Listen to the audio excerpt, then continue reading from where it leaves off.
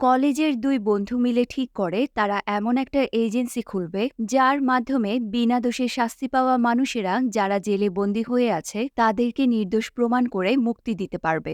Agency খোলার পরে হঠাৎই একদিন একটা মেয়ে তাদেরকে কল করে বলে তার বাবাকে বিনা অপরাধে গত 10 বছর ধরে জেলে বন্দী করে রাখা হয়েছে। মেয়েটির কথা শুনে দুই বন্ধু মিলে তাদের গ্রামে গিয়ে ইনভেস্টিগেশন শুরু করে। ইনভেস্টিগেশনের এক পর্যায়ে তারা জানতে পারে সেই গ্রামে দুইটা খুন হয়েছে, কিন্তু আসল খুনিকে তা কেউ জানে না। তখন দুই বন্ধু মিলে ইনভেস্টিগেশন করে সেই গ্রামের সম্পর্কে এমন এমন সব তথ্য বের করে আনে যেটা এই 10 বছর ধরে পুলিশেরাও খুঁজে বের করতে পারেনি। এই ভিডিওটি শেষ পর্যন্ত সাথেই থাকবেন, আশা করছি এই মুভির কাহিনীটি আপনাদের অনেক ভালো লাগবে। তো হ্যালো বন্ধুরা, আজ এক্সপ্লেন করব একটি তামিল সাসপেন্স থ্রিলার মুভি যার নাম হলো ফাইন্ডার। তাহলে শুরু করছি আজকের এক্সপ্লেনেশন। মুভির শুরুতেই দেখা যায় ডাইলন নামের একজন অ্যাডভোকেটকে একটি কলেজে চিফ গেস্ট হিসেবে আনা হয়েছে। অ্যাডভোকেট ডাইলন সেখানে উপস্থিত সব স্টুডেন্টদের বলে সে আসলে ক্রিমিনোলজি নিয়ে পড়াশোনা করেছে, কিন্তু আইনের প্রতি প্রচণ্ড আগ্রহ থাকার কারণে সে শেষ পর্যন্ত অ্যাডভোকেসিকেই পেশা হিসেবে বেছে নিয়েছে। এরপর সে সবার সাথে আইনের বিভিন্ন বিষয় নিয়ে অনেক আলোচনা করে। আইনকে কিভাবে মানুষের উপকারের জন্য ব্যবহার করা যায় এই সব বিষয় নিয়েও সে সেখানে থাকা সব স্টুডেন্টদেরকে অনেক মোটিভেট করে। সেখানে উপস্থিত সব স্টুডেন্টদের মধ্যে বাসু আর নিত্যা নামের দুজন স্টুডেন্টও আছে। স্পিচ দেয়া শেষ হলে অ্যাডভোকেট সবাইকে তাদের জীবনের লক্ষ্য কী সেটা জিজ্ঞেস করে। এই প্রশ্নের উত্তরে বাসু হাত তুলে অ্যাডভোকেটকে বলে তার খুব ইচ্ছে সে এমন একটা এজেন্সি খুলবে যার মাধ্যমে সে জেলে বন্দি থাকা সেই সব লোকেদের ন্যায় বিচার পাইয়ে দেবে যাদেরকে বিনা দোষে বা মিথ্যে অভিযোগ দিয়ে জেলে বন্দি করে রাখা হয়েছে।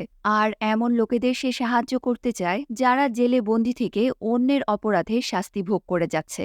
বাসুর এমন চিন্তাভাবনা শুনে অ্যাডভোকেট তাকে জিজ্ঞেস করে তুমি এই বিষয়টার আইডিয়া কোথা থেকে পেয়েছ? বাসু বলে আমেরিকায় ইনোসেন্স প্রজেক্ট নামের একটা এজেন্সি আছে যাদের কাজই হলো নির্দোষ মানুষদের জেল থেকে বের করে আনা। অ্যাডভোকেট তাকে বলে তোমার আইডিয়াটা অনেক ভালো, কিন্তু এটা কি আমাদের দেশে করা সম্ভব?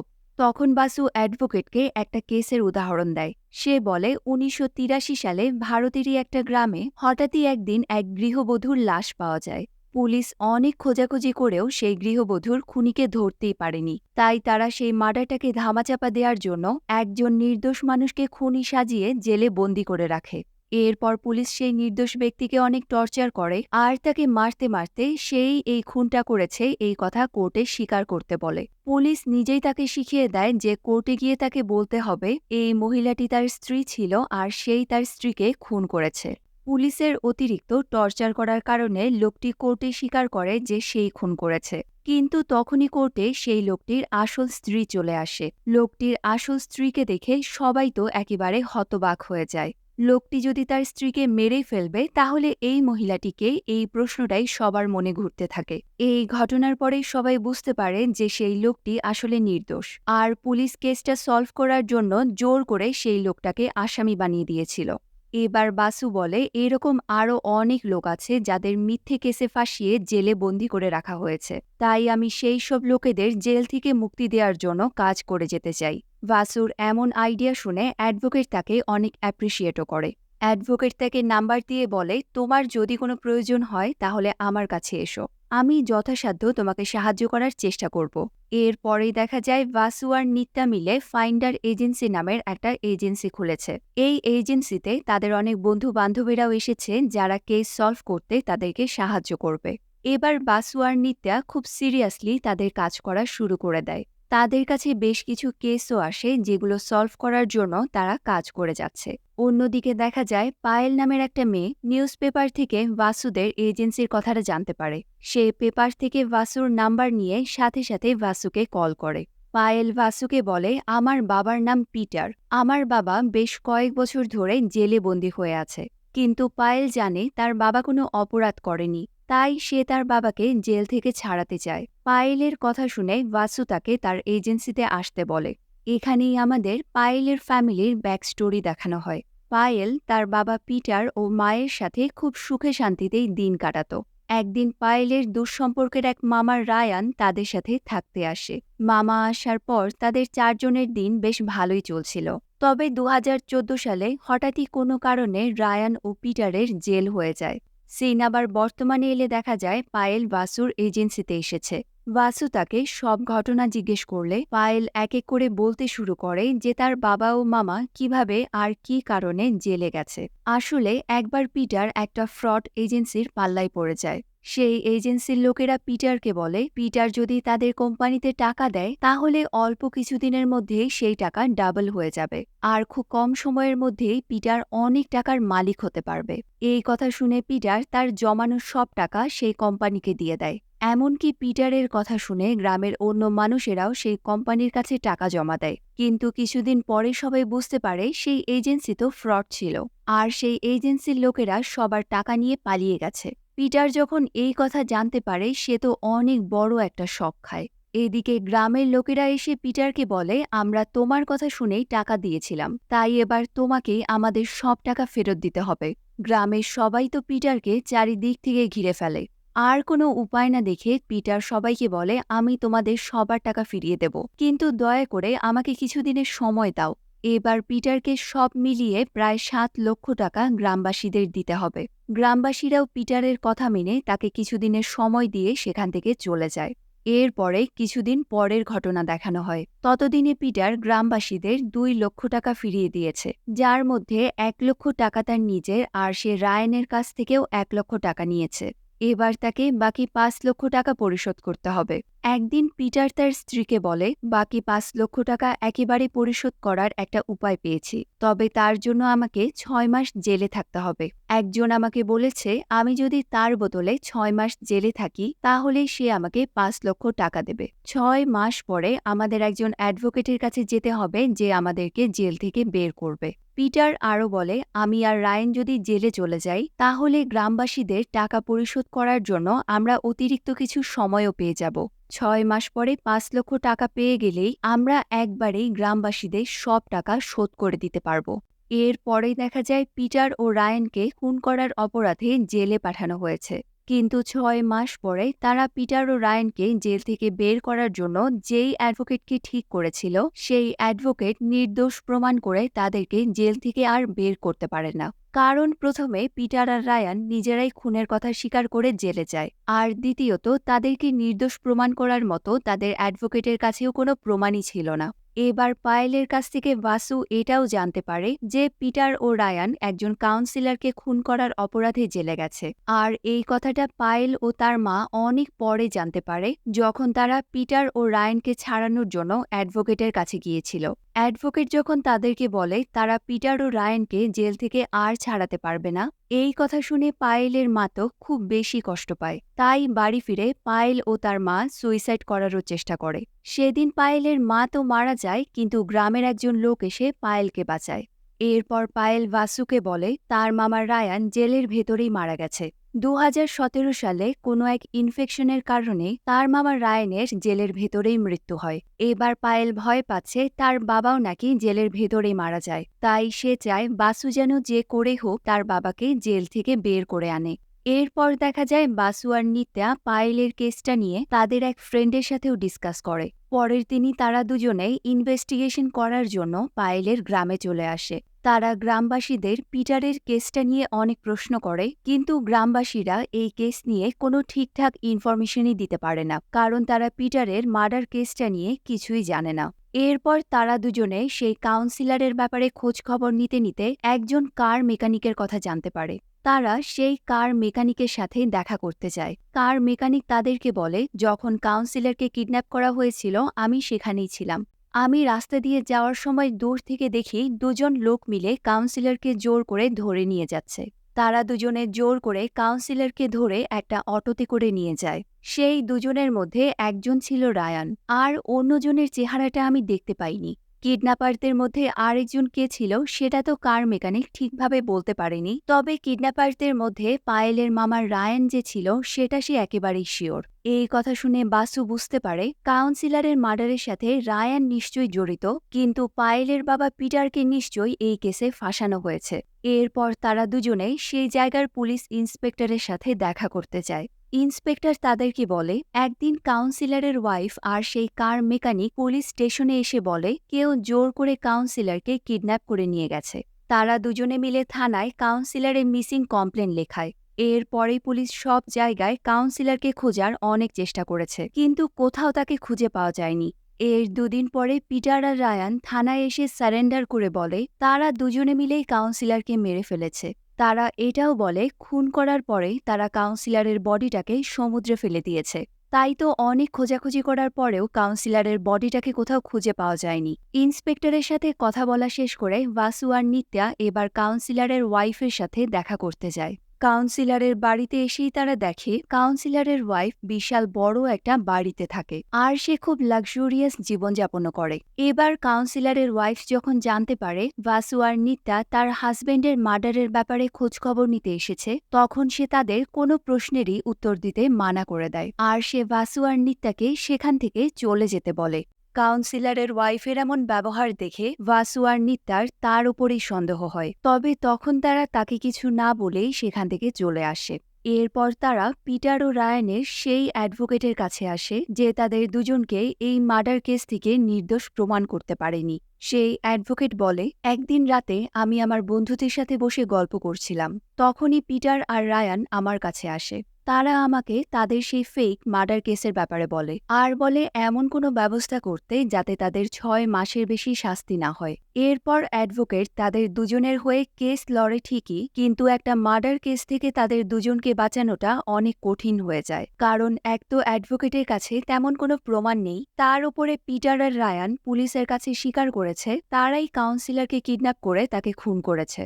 তাই কোর্ট তাদের দুজনকে যাবজ্জীবন কারাদণ্ডের শাস্তি দেয়। যদিও অ্যাডভোকেটের কাজ ছিল যেন তাদের দুজনের 6 মাসের বেশি শাস্তি না হয়, কিন্তু অ্যাডভোকেট সেই রকম আর কোনো সিস্টেমই করতে পারেনি। এবার অ্যাডভোকেটের কাছ থেকেও ভাসু আর নিত্যা কাউন্সিলরের মার্ডারের ব্যাপারে তেমন কোনো ইনফরমেশনই জানতে পারেনি। তাই আর কোনো উপায় না থাকায় তারা জেলের ভেতরে পিটারের সাথে দেখা করতে যায়। পিটার তাদেরকে বলে সেই ফ্রড এজেন্সি যখন সবার টাকা নিয়ে পালিয়ে যায় তখন সে অনেক চিন্তায় পড়ে যায় যে গ্রামবাসীর এতগুলো টাকা সে কিভাবে ফেরত দেবে। এরই মধ্যে একদিন রায়ান এসে তাকে বলে গ্রামবাসীদের টাকা ফেরত দেওয়ার জন্য সে একটা উপায় খুঁজে পেয়েছে। এরপর রায়ান পিটারকে গুরু নামের একজন লোকের সাথে দেখা করাতে নিয়ে যায়। গুরু পিটারকে বলে তোমাকে আমাদের হয়ে একটা কাজ করে দিতে হবে, আর এই কাজের বদলে তুমি 5 লক্ষ টাকা পাবে। তোমাকে শুধু পুলিশের কাছে গিয়ে বলতে হবে যে কাউন্সিলরকে তুমি খুন করেছ। তবে তুমি চিন্তা করো না, এর জন্য তোমার 6 মাসের বেশি শাস্তি হবে না, কারণ কাউন্সিলরের ডেড বডি পুলিশ কোনোদিনই খুঁজে বের করতে পারবে না। আর কোনো প্রমাণ না পেলে জাজও এই কেসটাকে তাড়াতাড়ি ক্লোজ করে দেবে। এদিকে পিটার তো ঋণ পরিশোধের জন্য এতই টেনশনে আছে যে সে কোনো চিন্তাভাবনা না করেই গুরুর কথায় রাজি হয়ে যায়। এখানে এটাও জানা যায় যে এই বিষয়টা রায়ানের জন্য খুবই স্বাভাবিক। সে আগেও অনেকবার এভাবে টাকা নিয়ে অন্যের বদলে জেলে গেছে। এরপর গুরু পিটারকে সবকিছু শিখিয়ে দেয় যে কিভাবে পুলিশের কাছে গিয়ে বলতে হবে সে কিভাবে কাউন্সিলরকে কিডন্যাপ করে তাকে খুন করেছে আর তার ডেড বডিটাকে সমুদ্রে ফেলে দিয়েছে। এখানেই গুরুর কথা থেকে জানা যায় যে সেও কাউন্সিলরের মার্ডারের সাথে যুক্ত আছে, কিন্তু তার উপরে আরও একজন আছে যার কথাতেই সে কাউন্সিলরকে খুন করেছে। কাউন্সিলরকে খুন করার পরেই সেই বস এমন একটা বলির পাঠাকে খুঁজছিল যে তার বদলে খুনের কথা স্বীকার করে জেলে যাবে। এরপর পিটারের দুর্দশার সুযোগ নিয়ে তারা পিটারকেই বলির পাঠা বানায়। পিটারের কাছ থেকে এই সব কথা শোনার পরে ভাসু আর নিত্যা আবার কাউন্সিলরের ওয়াইফের সাথে কথা বলতে আসে, কিন্তু কাউন্সিলরের ওয়াইফ এবারও তাদের সাথে কোনো কথা বলতেই রাজি হচ্ছে না। তাই ভাসু সেই মহিলাকে বলে আপনি যদি আমাদের সাথে কোনো কথা না বলেন তাহলে আমি গিয়ে আপনার বিরুদ্ধেই কেস করে দেব। ভাসুর এমন কথা শোনার পরে কাউন্সিলরের ওয়াইফ তাদের সাথে কথা বলতে রাজি হয়। ভাসু কাউন্সিলরের ওয়াইফকে প্রথমেই প্রশ্ন করে আমরা কিভাবে মেনে নেব যে আপনি আপনার হাজবেন্ডকে খুন করেননি? এমনও তো হতে পারে আপনি তার বিশাল সম্পত্তির লোভেই তাকে খুন করেছেন। আপনি তো তার মারা যাওয়ার এত বছর পরেও বেশ লাক্সুরিয়াস জীবনযাপন করছেন। কাউন্সিলরের ওয়াইফ বলে এই সব কিছুই হলো আমার হাজবেন্ডের সম্পত্তি, আর আমার হাজবেন্ডের সম্পত্তি মানেই তো আমারও সম্পত্তি। তাহলে আমি নিজেদের সম্পত্তির লোভে কেন আমার হাজবেন্ডকে খুন করতে যাব? কাউন্সিলরের ওয়াইফের এমন কথা শুনে ভাসুও মনে মনে চিন্তা করে মহিলা তো ঠিক কথাই বলেছে, তার হাজবেন্ডের সম্পত্তি তো তারও সম্পত্তি। তাহলে কেন সে এই সম্পত্তির জন্য শুধু শুধু তার হাজবেন্ডকে খুন করবে? এবার ভাসু তাকে জিজ্ঞেস করে, আপনার হাজবেন্ড মারা যাওয়ার আগে কার সাথে খুব বেশি মেলামেশা করত, আর এমন কি কোনো জায়গা আছে যেখানে সে প্রায়ই যেত? কাউন্সিলরের ওয়াইফ বলে, মারা যাওয়ার আগে সে রুদ্রযোগী নামের একটা আশ্রমে প্রায়ই যাওয়া আসা করত। সেই আশ্রমের কয়েকজন লোকের সাথে তার বেশ ভালো পরিচয় হয়। এই কথা শোনার পরে ভাসু আর নিত্যা রুদ্রযোগী আশ্রমের ব্যাপারে খোঁজ খবর নেওয়া শুরু করে। ইনভেস্টিগেশন করতে করতে তারা এটাও জানতে পারে যে রুদ্রযোগী আশ্রমে কিছু অন্ধকার রহস্য লুকিয়ে আছে। একজন তাদেরকে বলে 2014 সালে ইনকাম ট্যাক্সের কিছু লোক এসে রুদ্রযোগী আশ্রমে রেড করেছিল। সেই রেডে আশ্রম থেকে অনেক ব্ল্যাক মানিও উদ্ধার করা হয়। তার মানে এই আশ্রমে ব্ল্যাক মানিকে হোয়াইট মানি বানানো হতো। এই আশ্রমের সব ব্ল্যাক মানি ভীমা নামের একজন অনেক বড় ল্যান্ড মাফিয়ার ছিল। সেই লোকটার কাছ থেকে ভাসু এটাও জানতে পারে যে গুরু এই মাফিয়া ভীমার হয়েই কাজ করে। তার মানে ভীমাই হলো গুরুর বস। তাহলে এই ভীমাই হয়তো কাউন্সিলরকে মেরেছে বা তাকে লোক লাগিয়ে খুন করিয়েছে।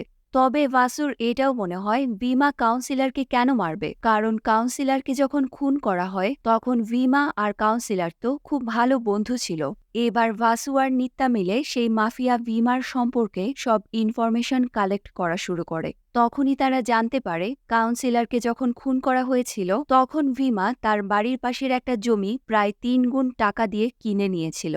কিন্তু কেউ বাড়ির পাশের জমি 3 গুণ টাকা দিয়ে কেন কিনবে? তার মানে নিশ্চয়ই এই জমিতেই কোনো গন্ডগোল আছে।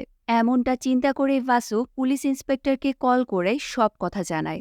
এর পরের দিনই পুলিশ ইন্সপেক্টর সেই জমিতে খোদাই করা শুরু করে। খোদাই করতে করতে পুলিশ সেই জমির এক জায়গায় একটা মানুষের কঙ্কালও খুঁজে পায়। প্রথমে সবাই ভেবেছে এই কঙ্কালটা নিশ্চয়ই কাউন্সিলরেরই হবে, যাকে ভীমা খুন করে এই জমিতে পুঁতে রেখেছিল। কিন্তু সেই কঙ্কালের ডিএনএ টেস্ট করে জানা যায় এই কঙ্কালটা তো কাউন্সিলরের নয়, এটা হলো ভীমার বাবার কঙ্কাল। এটা জানার পরেই এবার পুলিশ গুরুকে থানায় ধরে আনে। পুলিশ গুরুকে ধমকি দিয়ে বলে, তুমি এখনই সব সত্যি কথা খুলে বলো, না হলে তোমাকে ভীমার বাবার খুনের জন্য ফাঁসিয়ে দেব। এরপর পুলিশ গুরুকে ধরে অনেক মারধরও করে। এবার গুরুও ভয় পেয়ে 2014 সালে আসলে কি হয়েছিল সব ঘটনা পুলিশকে বলা শুরু করে। গুরু বলে, আসলে কাউন্সিলর আর ভীমা অনেক ভালো বন্ধু ছিল। কাউন্সিলর এটাও জানতো যে ভীমার কাছে অনেক ব্ল্যাক মানি আছে, কিন্তু কাউন্সিলর এটা জানতো না যে ভীমা তার ব্ল্যাক মানিগুলোকে হোয়াইট মানি কিভাবে বানাচ্ছে। একদিন কাউন্সিলর ভীমাকে এই ব্যাপারে জিজ্ঞেস করলে ভীমা বলে সে প্রথমে তার ব্ল্যাক মানিগুলোকে আশ্রমে পাঠায়, আর মঠের গুরুজি সেই ব্ল্যাক মানিগুলোকে বিভিন্ন অর্গানাইজেশনে পাঠিয়ে সেগুলোকে হোয়াইট মানি বানিয়ে দেয়। এবার এই সব কথা শুনে কাউন্সিলরের মনে টাকার লোভ জেগে ওঠে। সে ভীমার এই ব্ল্যাক মানির কথা তার কানেকশনে থাকা বড় বড় পুলিশ অফিসারদের জানিয়ে দেয়। আর সেই অফিসাররা কাউন্সিলরকে প্রমিস করে তারা আশ্রমে রেড করে যে টাকা জব্দ করবে সেই টাকার 10% ভাগ তারা কাউন্সিলরকেও দেবে। এরপর হয়ও ঠিক তাই। সেই রেড থেকে উদ্ধার করা ব্ল্যাক মানির 10% কাউন্সিলরের কাছে পৌঁছে যায়। এদিকে এই রেইডের কথা শুনে ভীমা তো খুব বেশি রেগে যায়, কারণ রেইডের কারণে তার অনেক টাকার লস হয়ে গেছে। ভীমা চিন্তা করতে থাকে তার ব্ল্যাক মানির খবরটা এই বড় অফিসারদের কাছে কিভাবে পৌঁছে গেল। তখনই তার মনে পড়ে একদিন কাউন্সিলর তাকে জিজ্ঞেস করেছিল যে সে কিভাবে তার ব্ল্যাক মানিকে হোয়াইট মানি বানায়। এবার ভীমা বুঝে গেছে কাউন্সিলর টাকার লোভে তার এই ব্ল্যাক মানির খবর বড় বড় অফিসারদের কাছে লিক করে দিয়েছে। তাই সে খুবই রেগে গিয়ে প্রথমে গুরু আর রায়ানকে দিয়ে কাউন্সিলরকে কিডন্যাপ করায়। এরপর সে কাউন্সিলরকে একটা চেয়ারের সাথে বেঁধে রেখে তাকে মারতে মারতে একেবারে প্রাণেই মেরে ফেলে। এরপর সে গুরু আর রায়ানকে দিয়ে কাউন্সিলরের বডিটা শ্মশানে এনে সেটাকে আগুনে জ্বালিয়ে দেয়। তখন শ্মশান ঘাটে থাকা লোকেরা যারাই ভীমাকে চিনত তারা এসে তাকে জিজ্ঞেস করে, আপনি কাকে পোড়াচ্ছেন? হঠাৎই এমন প্রশ্নে ভীমা কিছু চিন্তাভাবনা না করেই বলে ফেলে, আমার বাবা মারা গেছে। গতরাতে হঠাৎই আমার বাবার হার্ট অ্যাটাক হয়, তাই আমি তার অন্ত্যেষ্টিক্রিয়া করার জন্য এখানে নিয়ে এসেছি। কিন্তু এই কথা বলে এবার ভীমা তো নিজেই ফেঁসে যায়, কারণ তার বাবা এখনও বেঁচে আছে। তাই সে ধরা পড়ে যাওয়ার ভয়ে গুরুকে সাথে নিয়ে এসে নিজের হাতেই তার বাবাকেও মেরে ফেলে। এরপর ভীমা আর গুরু মিলে তার বাবার লাশটা বাড়ির পাশে পড়ে থাকা একটা জমিতে পুঁতে ফেলে। কিন্তু ভীমা ভয় পাচ্ছে যদি সেই জমিতে কোনো কনস্ট্রাকশনের কাজ শুরু হয় তাহলেই তো সবাই জেনে যাবে যে সেই জমিতে কোনো লাশ পুঁতে রাখা হয়েছে। তাই ভীমা সেই জমিটাকে 3 গুণ দাম দিয়ে নিজেই কিনে নেয়, যাতে কেউ আর সেই জমিটা খোঁড়ার সময় তার বাবার কঙ্কাল খুঁজে না পায়। এভাবেই ভীমা নিজের হাতেই কাউন্সিলর আর তার বাবাকে খুন করেছে। গুরু সব কথা স্বীকার করলেই এবার পুলিশ গিয়ে ভীমাকে অ্যারেস্ট করে নিয়ে আসে। আর কোর্ট ভীমা ও গুরুকে 2টা খুনের অপরাধে যাবজ্জীবন কারাদণ্ডের শাস্তি দেয়।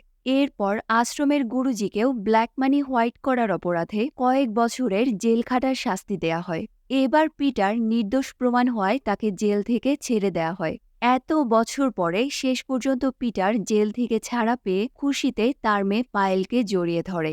এভাবেই বাসু আর নিত্যা মিলে নির্দোষ পিটারের কেসটাকেও সলভ করে ফেলে। আর এই হ্যাপি এন্ডিং দেখিয়ে মুভিটাকে এখানেই শেষ করা হয়। তো বন্ধুরা, এই মুভিটির কাহিনী এবং আমার এক্সপ্লেনেশনটি আপনাদের কেমন লাগলো সেটা অবশ্যই আমাকে কমেন্ট করে জানাতে ভুলবেন না। ভিডিওটি সম্পূর্ণ দেখার জন্য আপনাদের সবাইকে অনেক অনেক ধন্যবাদ।